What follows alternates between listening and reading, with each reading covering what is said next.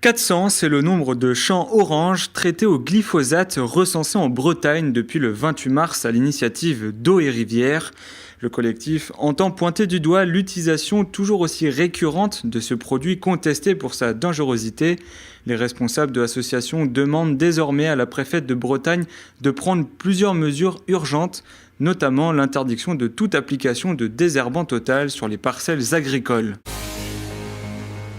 Le projet d'extraction de sable en baie de Lannion refait parler de lui.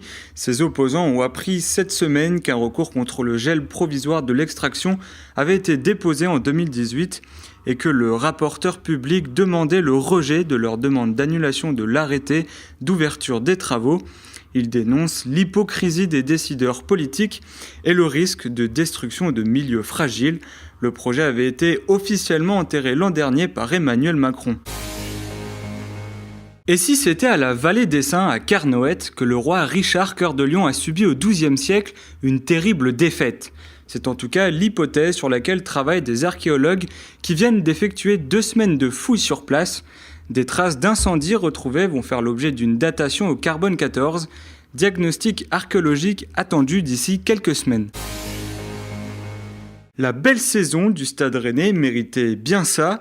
Le club vient d'ouvrir en plein cœur du Roison Park, son stade, une galerie de 500 mètres carrés retraçant toute son histoire.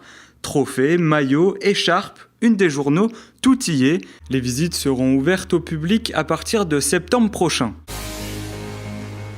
Et on termine avec un moment d'évasion. Après 3 années de travaux, le mythique hôtel Sainte-Barbe va rouvrir ses portes le 31 mai. Plus moderne, plus spacieux, spa, jacuzzi et sauna infrarouge, les investisseurs ont misé sur le confort. D'ailleurs, votre porte-monnaie en fera les frais puisque le prix plancher pour une nuit est de 150 €. Édifié au-dessus de l'eau, l'hôtel 4 étoiles du Conquet offre l'un des plus beaux points de vue de Bretagne.